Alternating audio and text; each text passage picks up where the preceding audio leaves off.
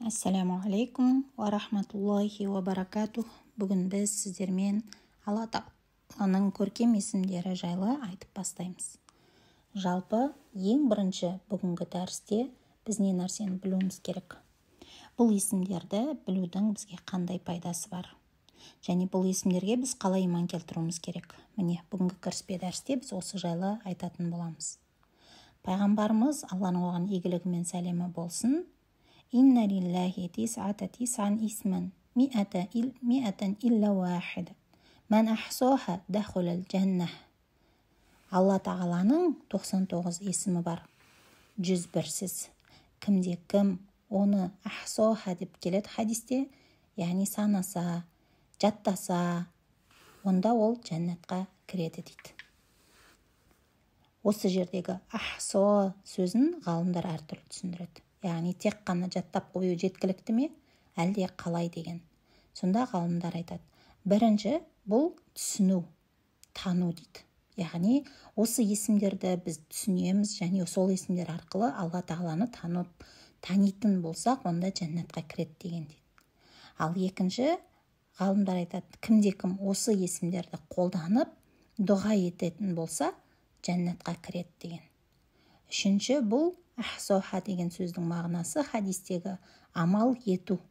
Яғни осыған сай өмір сүру деген. Мысалы, Алла Тағаланы біз Рахман, Рахим, мейірімді деп білетін болсақ, онда біз де өзіміздің бойымызға осы Рахман, Рахим, яғни мейірімділік сипатын енгізуіміз қажет болады екен.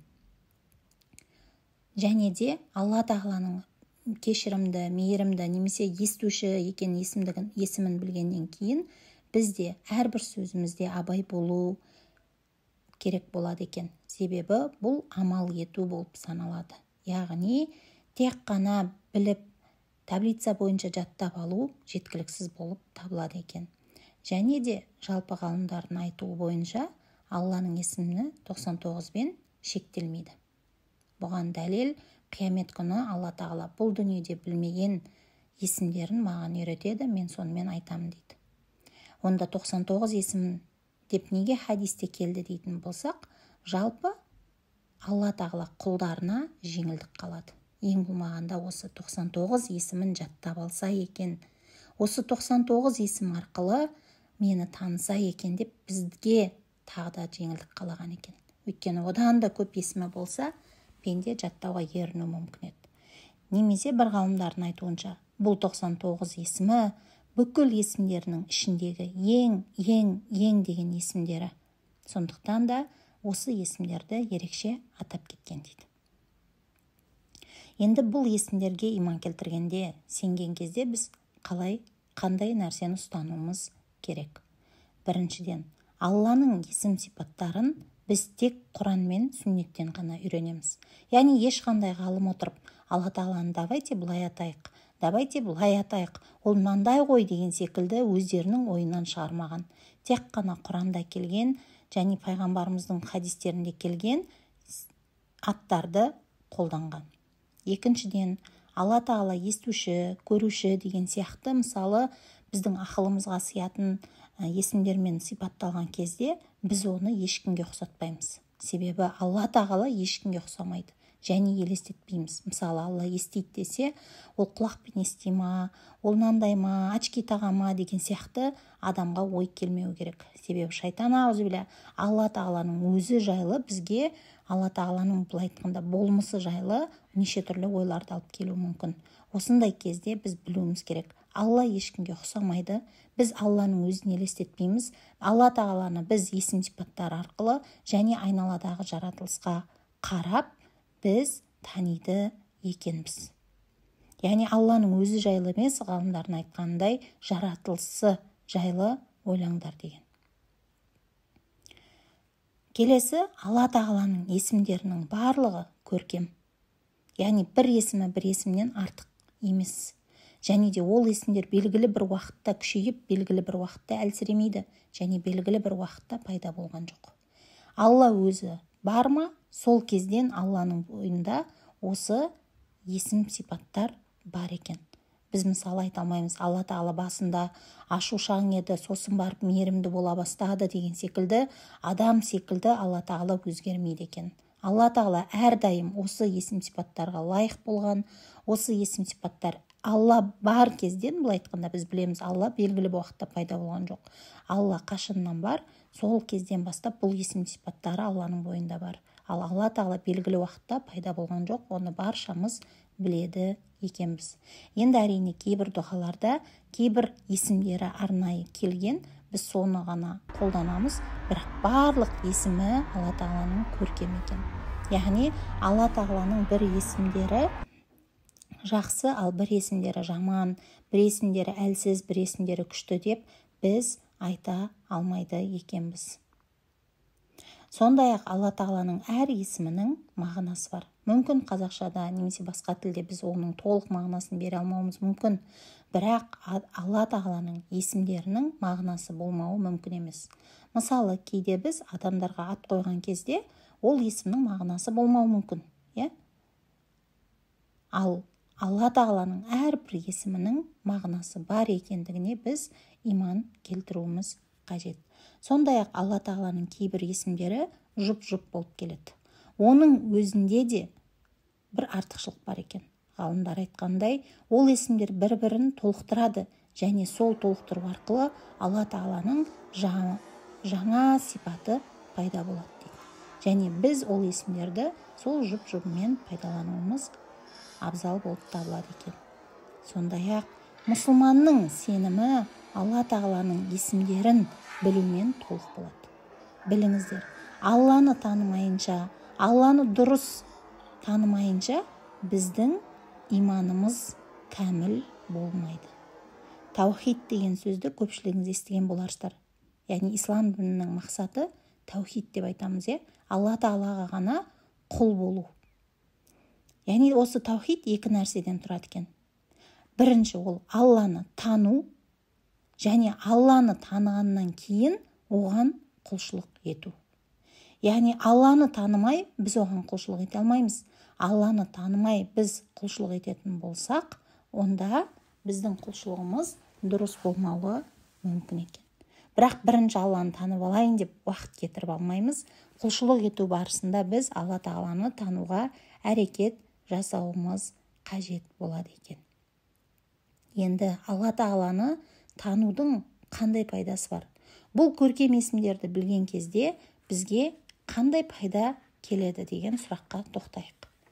Бұл жерде мына нәрсемен мысал келтірсек болады. Мысалы, сіз біреуге тұрмысқа шығатын кезде, немесе бір бизнес бастайтын кезде, немесе бір жерге көшетін кезде, әрбір өзіңіз үшін маңызды адаммен жұмыс жасасатын кезде, сіз ол адам туралы толық мәлімет алуға алдын ала тырысасыз. Ал Алла тағаламен қарым-қатынас жасағаннан кейін, Алла тағаламен байланыс ұстағаннан кейін, Алла тағаланы тану бұл өте маңызды болып табылады екен. Өйткені Алла тағаланы тану бұл сіздің махаббатыңыздың өсуіне, Аллаға қарай жақындауыңызға, Алла тағаланы одан сайын жақсы көруіңізге апаратын нәрсе екен. Мысалы, біз адамды мақтап, мадақтаған кезде, оның біз білмейтін кемшіліктері болуы мүмкін. Мысалы, Инстаграмнан сіз біреуді көріп жүруіңіз мүмкін, керемет деп ойлап жүруіңіз мүмкін, бірақ оның сіз білмейтін кемшілік тұстары, жаман мінездері, жаман қылықтары болуы мүмкін. Ал Алла тағалада ондай кемшілік, ондай жаман мінез деген нәрсе жоқ екен. Алла тағаланы сіз қандай танысаңыз, Алла сондай. Себебі Алла тағала айтады, құлым мені қандай деп ойласа, мен сондаймын. Яғни сіз Алла тағаланы кешірімді, рахымды, мейірімді қылып ойласаңыз, Алла сондай болады екен. Яғни Алла тағалада біз білуіміз керек, әділетсіз ол, білмей қалды, немесе қарны ашады, ұйықтайды деген секілді адамдарда тән болатын кемшілік сипаттар, яғни сипаттар, бұл Алла тағалаға кемшілік болып табылады екен. Сондықтан оның бойында ондай сипаттар жоқ екен. Бірақ біз Алла тағаланың тек қана өзі үйреткен есім сипаттарымен ғана мақтай аламыз. Және одан асырып біз ешқашан мақтап мадақтай алмаймыз. Сондықтан да біз өзіміз ойдан бір сипаттар Алла тағалаға қосуымызға болмайды екен. Бірде Айша анамыз түнде тұрып пайғамбарымызды, Алланың оған игілігі мен сәлем болсын, іздейді. Сөйтеді де тұрып қараса пайғамбарымыз намаз оқып дұға етіп жатыр екен. Және ол дұғасын естіп қалады. Ол дұғасында пайғамбарымыз: «Я Аллахым, мен саған сен лайықты болғаныңдай мақтау мадақ айта алмаймын, тек сен үйреткеніңдей ғана айта аламын» деп дұға етіп жатыр екен. Бұдан білетініміз, біз қанша мақтау сөздерді айтсақ та, Алла тағала одан да жақсысына лайық екен. Арабшада Алла тағаланың көркем есімдері Асмауллахил хусна деп аталады. Осы жерде хусна сөзі бізде қазақшада көркем есімдері деп аталады, аударылады. Ал енді осы хусна сөзіне араб тілінің грамматикасында қарайтын болсақ, хасан деген сөз бар. Хасан деген жақсы. Ал хусна деген ең жақсы деген мағынаны білдіреді екен. Неге олай аталды дейтін болсақ, бұл Алла тағаланың ұлықтығын әр оған деген құрметті білдіреді екен. Яғни Алланың есімдері жай ғана жақсы емес, ең жақсы, ең көркем есімдер Аллаға тән екен. Ол туралы Алла тағала Құран кәрімде ең көркем есімдер Аллаға тән. Ендеше сол есімдермен үн қатып, оған дұға етіңдер деген. Енді Алла тағаланың есімдерін біліп, оны үйренудің қандай пайдасы бар? Жалпы бұл марафоннан біз не нәрсені қалаймыз дейтін болсақ, ең бірінші осы Алла тағаланың есімдерін біліп, оны үйреніп, оған иман келтіріп, оны тану арқылы ең бірінші біз жәннатқа кіруімізге себеп болады екен. Себебі пайғамбарымыз, Алланың оған игілігі мен сәлемі болсын, Алланың 99 есімі бар. Кімде-кім оны біліп, танып, зікір етіп, еске алып жүретін болса, оған сенсе, оған сай амал етсе, онда жәннатқа кіреді деген.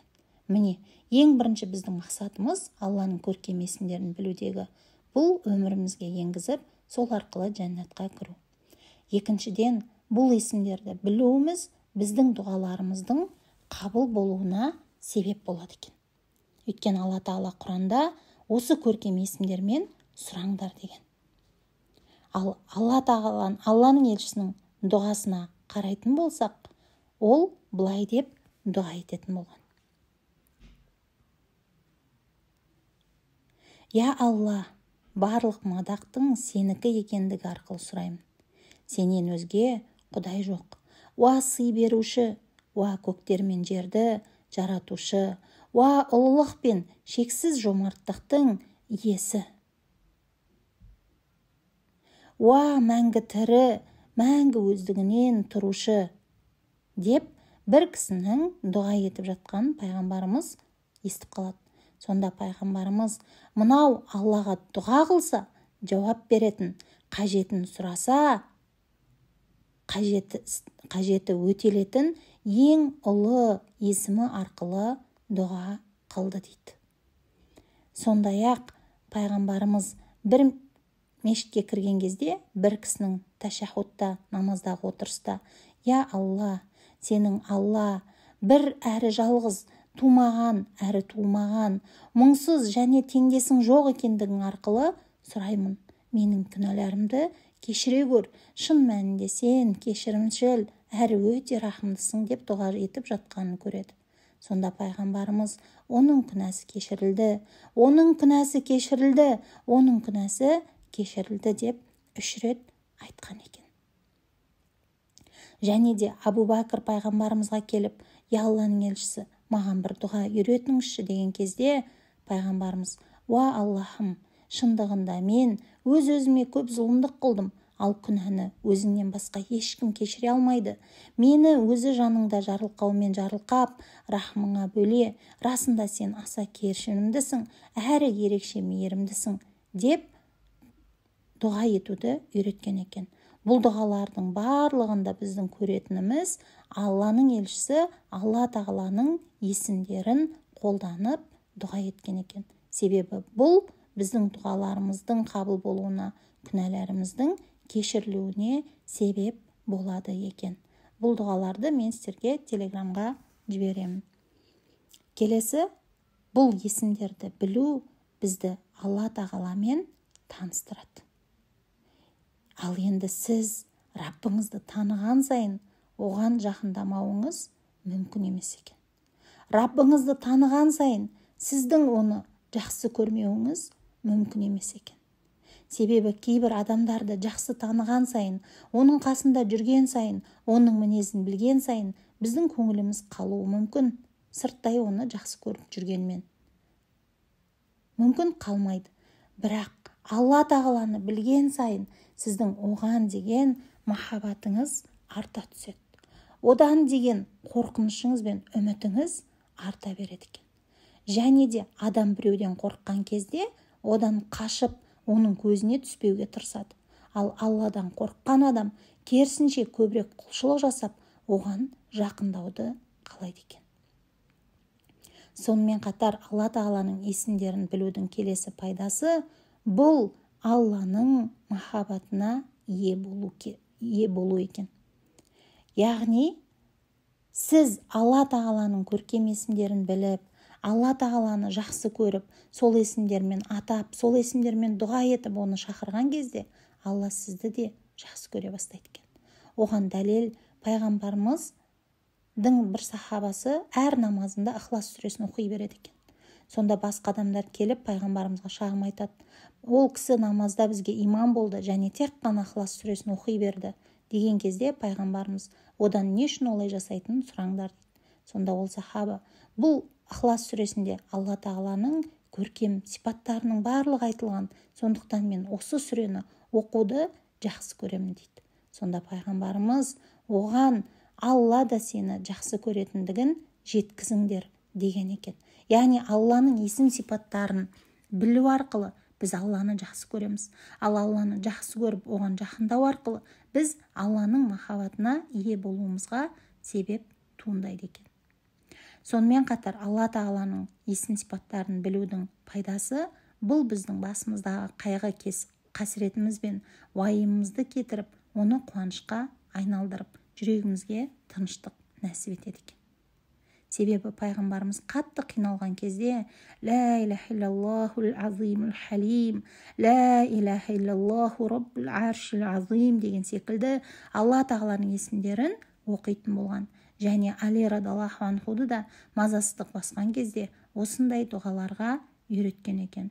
Сонымен қатар Алла тағала өзінің есімдері арқылы дұға етіп, уайымымды кетіре көрші деп дұға етуді Алла елшісі үйреткен екен. Міне, ал бұл біз кішкене ғана пайдасын айттық. Бірақ біз білмейтін бұның артында жатқан қаншама пайда бар.